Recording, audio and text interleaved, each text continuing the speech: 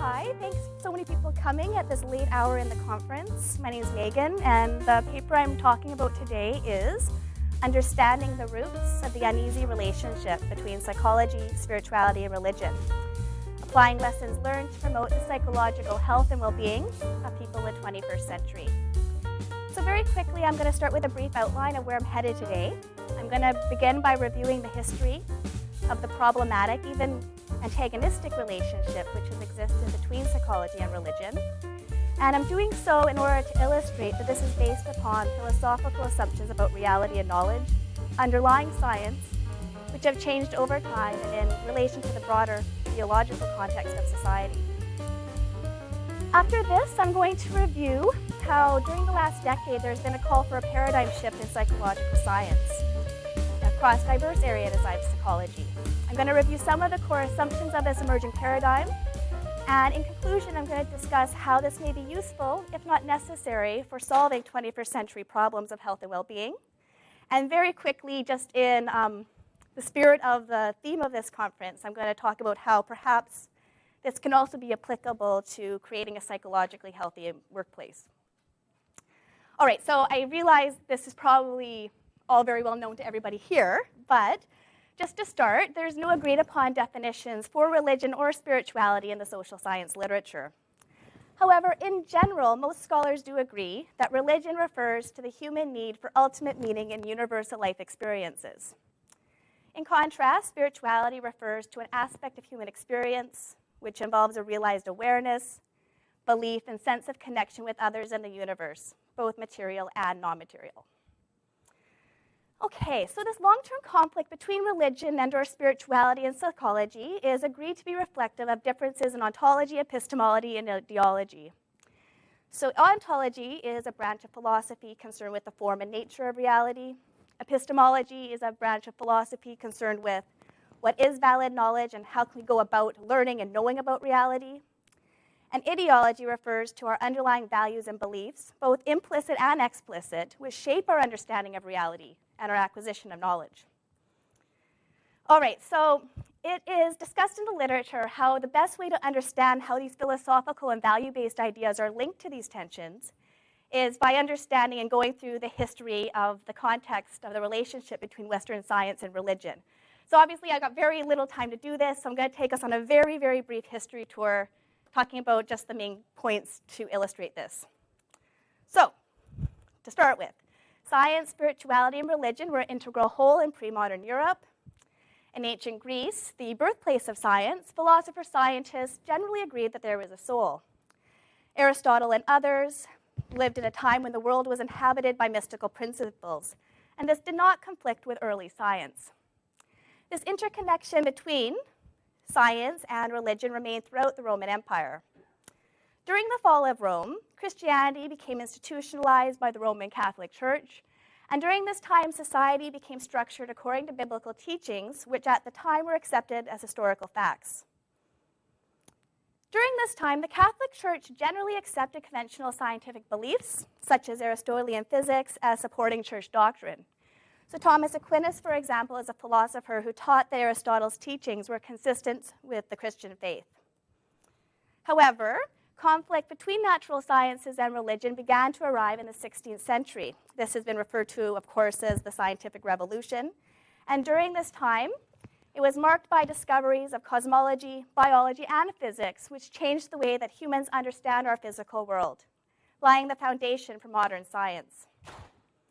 At first, these developments weren't seen as that great of a challenge for the church. However, over time, the development of the experimental method and more precise measuring devices provided evidence to support these theories, and this started to lead to unease by the church.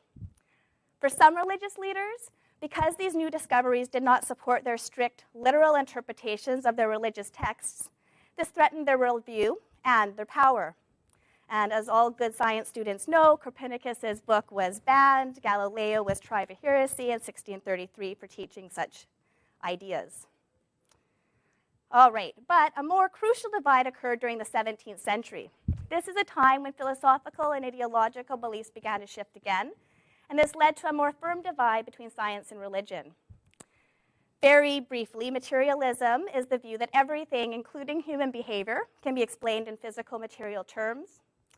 Determinism, the idea that there's underlying order and nature in nature, and that people accordingly behave to these natural laws, or in other words, cause and effect principles. And mechanism is the idea that both the universe and the human body are material, and they operate like mechanical machines. So for example, the philosophy of dualism was an idea in which now René Descartes decided that the world consisted of two separate worlds, both the material, comprised of the objective, measurable events, and the abstract, comprised of non-measurable, subjective experience. And this ended the connection between science and religion, nature and spirit. This was because Descartes philosophized that to know about the objective world, it required us distancing ourselves from subjectivity and what we're trying to know about. By doing so, subjective experiences of all kinds, including spiritual and religious ones, became deprivileged to objective knowledge. As another example, of course, Newton is another famous mechanist. I'm sure we all know he's pertained to be one of the most important contributors to modern science. And Newton's work on the laws of motion, his work on gravity and how it affects the orbits of planets, seemed to support a mechanistic worldview. And this came to dominate scientific communities. All right, so also during this time, empiricism came to dominate scientific philosophy, the view that all meaningful knowledge is the product of sensory perception. And now we have this idea that there's this reality out there somewhere, which is driven by universal laws and which can be known via the 5 human senses. Or in other words, described, explained, predicted, and controlled. Now this further limits the kind of experiences which can be considered a basis for knowledge. It excludes everything that can't be directly observed by us as investigators, including, of course, religious and spiritual experiences.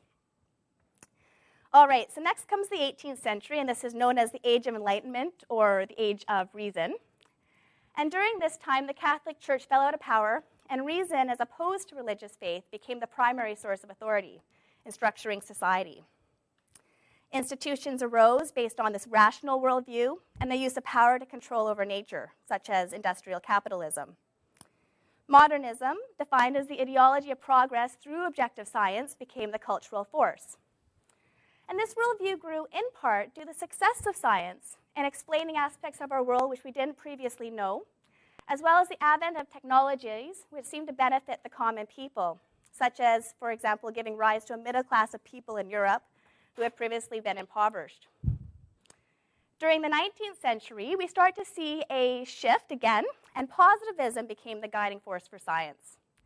Positivism marks a shift to hard versions of dualism, materialism, and reductionism. This has been described as going far beyond the separation of religion and science, like we saw with Descartes, towards an overthrow of theology. So epistemologically, Comte thought and believed and assumed that all psychological and social phenomena may be reduced to material and biological laws. Ontologically, he believed that phenomena at different levels, other than the material, is not real or unique. It is nothing but a combination of material things which are real. So he may say, for example, that a mystic's experience of oneness with the universe through deep contemplation, for example, is nothing but a change in neurotransmitters or brainwaves. Now, many philosophers have noted that there is a major distinction and connection between positivism and scientism.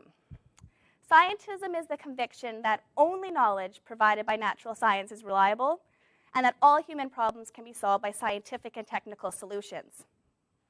Or put another way, scientism is the religious conviction that positivist science is the only form of true knowledge.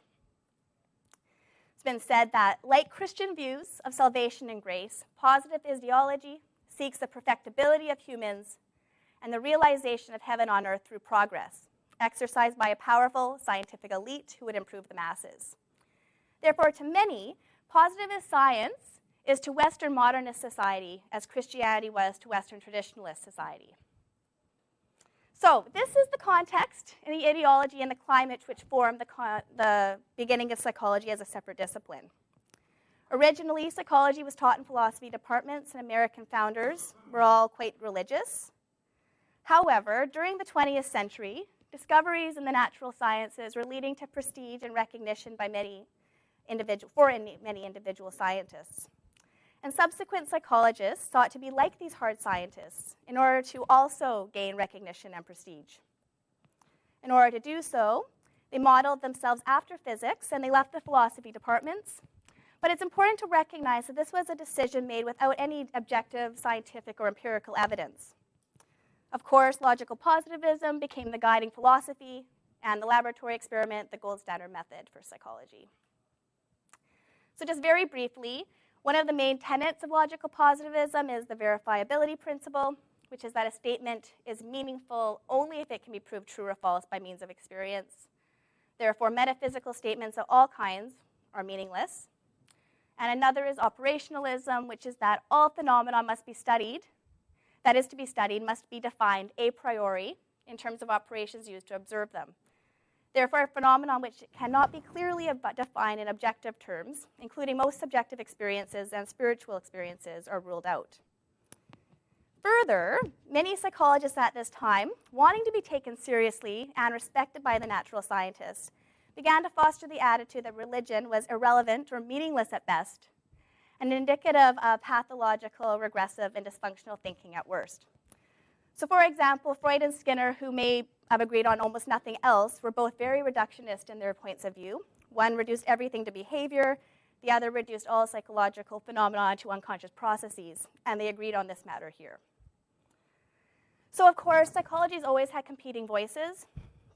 As just one example, Maslow, the founder of humanistic and transpersonal psychology, criticized this reductionistic and materialistic stance on human nature. He and humanistic psychologists are interested in human meaning and potential and believe that humans are more than their material bodies. They object to reducing humans to being nothing more than their behaviors or biology, and subjecting people to the demands of positivism is seen to lose the essence of many human experiences, only one of which is spirituality.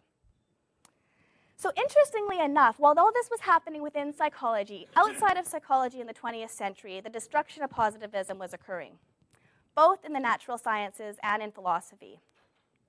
So as just one example from philosophy, contemporary philosophers have abandoned the verification principle. That is, it's been demonstrated that hypotheses can't be verified or proven true, as there may always be a counterexample. And although under some circumstances hypotheses can be proved false, even this is quite difficult when we now understand causes to be complex interactions of factors at multiple levels of analysis. Therefore, hypotheses are not rejected or accepted on the basis of individual facts. Theories are accepted or rejected as an interconnected whole after weighing all the evidence. Positivism has also been criticized on experimental grounds, and throughout the 20th century, findings from neuroscience, physics, and cosmology have all shown that the world works quite differently than the one painted by positivism. And for the sake of time, I'm just going to go into a few of these findings, and I'm going to do this from one area, which is physics. So, in regards to quantum physics, evidence shows that strict determinism does not hold at the subatomic level. The position of small particles can't be predicted by past events. Only the probability that a particle will be in a particular location can be predicted.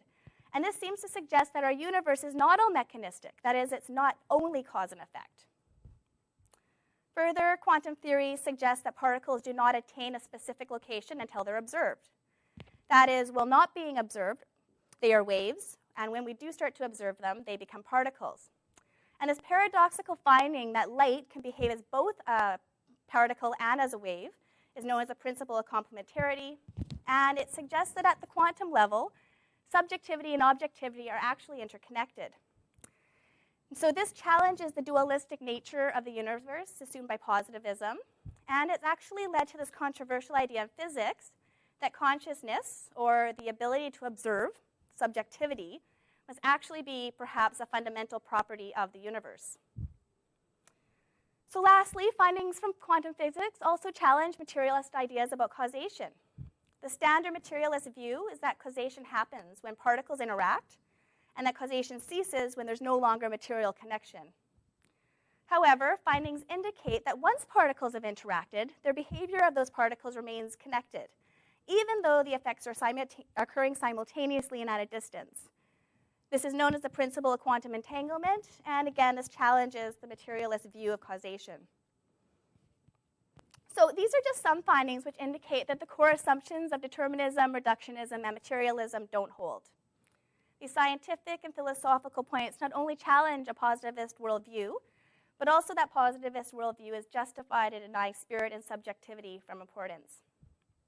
Therefore, during the last decade, in diverse areas of psychology, such as humanistic psychology, community psychology, and clinical psychology, as well as in the hard sciences, such as physics, there's been a call for a paradigm shift, which not only will be able to more adequately deal with these 20th century findings, it'll also be able to facilitate a reestablishment of relations between psychology and religion.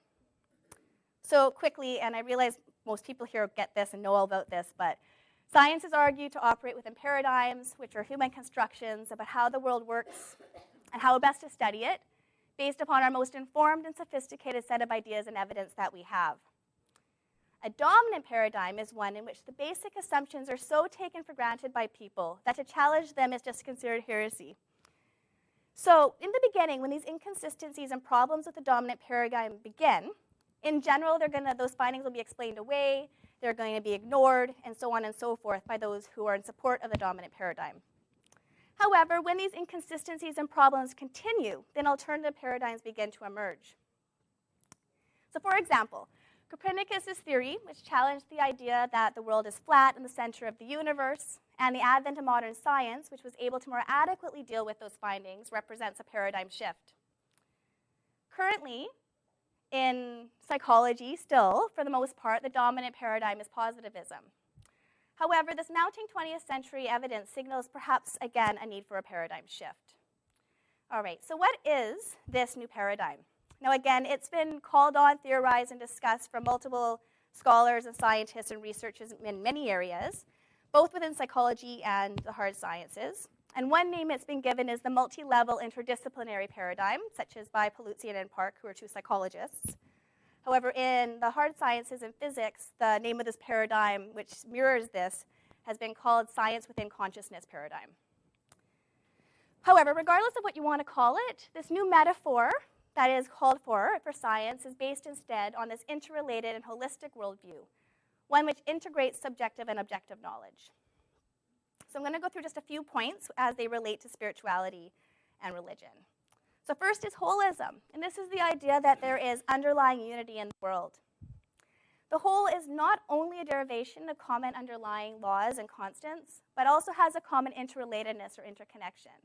And this is a direct rival to the reductionist perspective.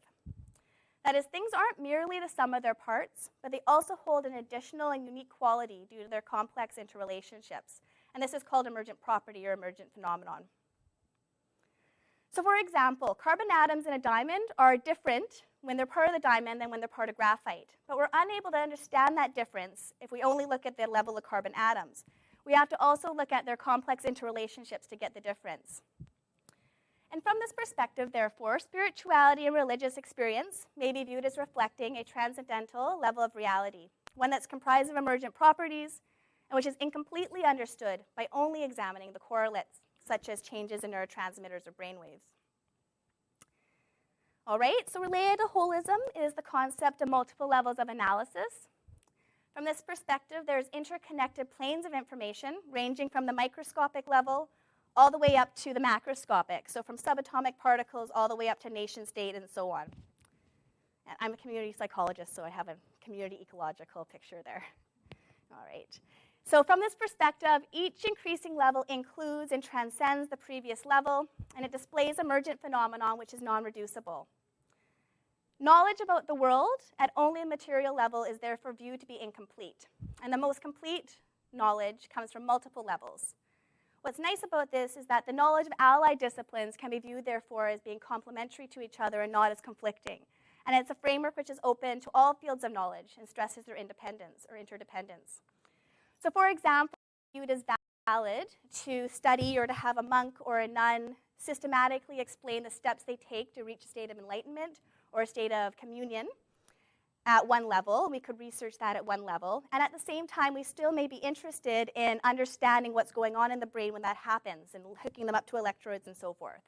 But if we're going to really have the best understanding of this experience and what's really going on, it's going to take understanding all those levels at once and having a complete body of knowledge. Relatedly, in this paradigm is the concept of bidirectional and multi-causation. So in this perspective, causality can both move up and down the levels of analysis. And it's bidirectionally related to each other. Here, a phenomenon can have many correlates at many different levels. So for example, of course, we arose from our combination of nature and nurture, but we can also fundamentally change both nature and nurture, such as through, for example, genetic therapies, change in community socialization practices, the whole new field of epigenetics, for example. And therefore, we're starting to understand that strict determinism, or a direct causal model and a single-level explanation, is simply inadequate. Therefore, from this perspective, to say that a mystic's experience or mystical experiences in general are caused by biological processes in the brain is simplistic. It is just as plausible that phenomenon at a spiritual level is dynamically related to all these other levels, and that it itself can have a causal influence. So for example, a spiritual awakening may lead to improved physical health at a biological level.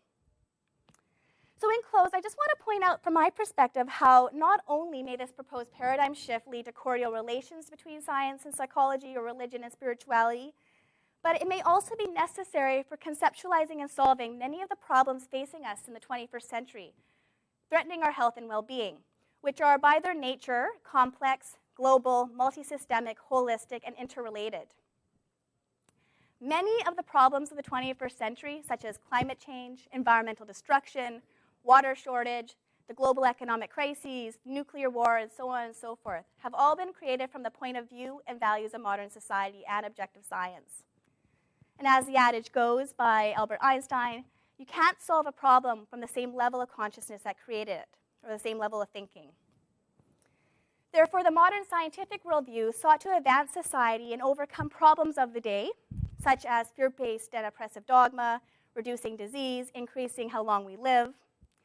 And again, perhaps the problems we face today may also be pushing us forward in our understanding and our knowledge. Therefore, a paradigm shift may lead not only to more cordial relations and respect between religion and psychology, as well as making these be able to be seen as valid areas of study and valid aspects of human beings, but they may also lead us to more complete knowledge of reality, which enables us to overcome these complex problems which we are continually faced with today. And just as a note here, in keeping with the theme, perhaps, of course, this paradigm might also have some sort of implications for creating a psychologically healthy workplace. So perhaps we need to be considering what our solutions would look like, taking into consideration a holistic perspective. How do we think about solving problems on multiple levels and thinking about people and organizations in a holistic way? How do we consider how our solutions might have a bidirectional systemic influence on people and the organization as a whole, as just a few things? So I'd like to say thank you. And in conclusion, I want to just leave with two quotes, one by an Eastern philosopher, the other by a Western scientist, which I think intriguingly seem to be saying the exact same thing or similar things. And they are, the first one, all religions, arts, and sciences are branches of the same tree. All these aspirations are directed towards ennobling man's life, lifting it from the sphere of mere physical existence and leading the individual towards freedom. And the second is, as in science, so in metaphysical thought, that general and ultimate solution is likely to be best, which includes and accounts for all, so that each truth takes place in its whole. That's it. Thank you.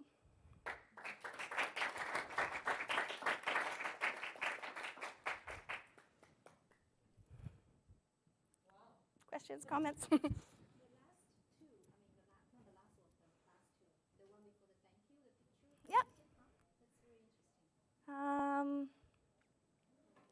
Let me see. Oh, yeah. This comes from, let's see if I can remember. It's from it's a holistic medicine wheel, but this exact image comes from a specific company. But yeah, you're right. It's you could find this in many different. Yeah, it's from one of those sorts of perspectives. Yeah. Are there any graduate schools that are embracing multi-level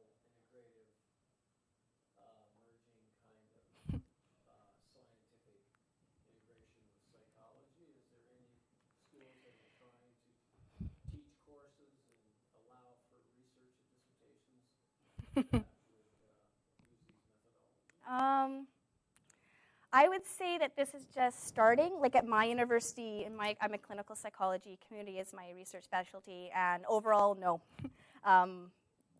However, having said that, like my actual advice, this came out of a candidacy exam paper for my candidacy, and my committee, they were more than happy to look at this. They were very excited about this, and it came out of a discussion in professional issues in clinical psychology. And how about why aren't we talking about spirituality at all? Why aren't we talking about holistic aspects of human being? We all have issues with the medical model, and yet we're not really doing anything about it. So they were more than happy to embrace it at that level. But in terms of if I try to do this for my dissertation, I think even then it would probably be pretty much, it's hard enough just to do qualitative research, basically still. But I can't speak for all places, unfortunately. I'm not sure.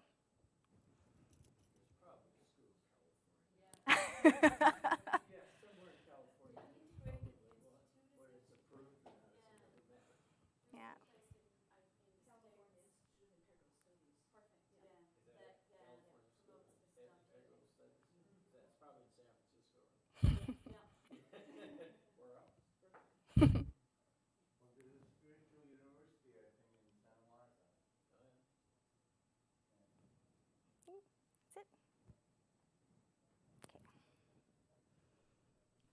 Oh, sorry.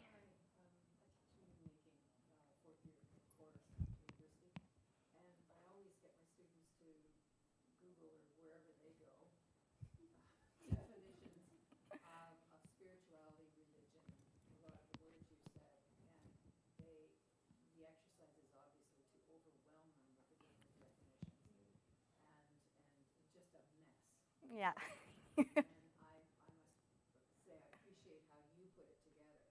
Oh, thank you. Yeah, absolutely. Yes, or you can give me your email, or either way. Apparently people are having issues emailing me right now, but hopefully that's not a huge problem. But yeah, that'd be great. No problem. And those are quotes from community psychologists, actually, and I can give those references out as well. Yeah.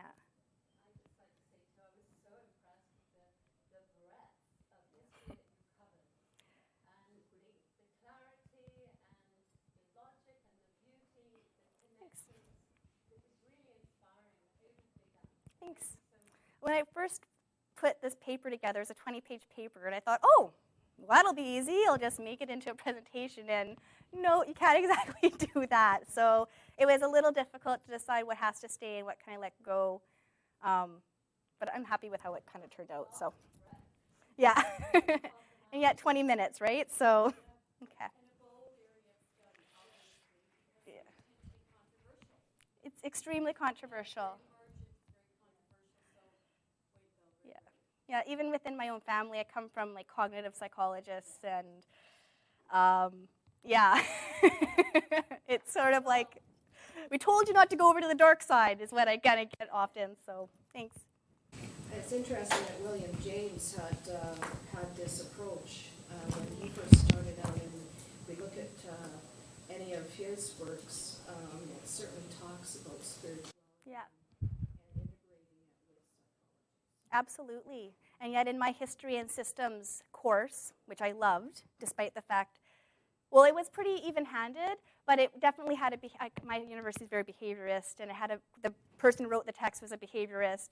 And implicit as it is, and as much as people can try to be objective, I mean, it was very clear that William James was kind of, well, he was part of the distant past, and, we got over that, right? Which is sad, in my opinion. The father of psychology. Absolutely. Really talk about that. That's right, exactly. Okay, thank you.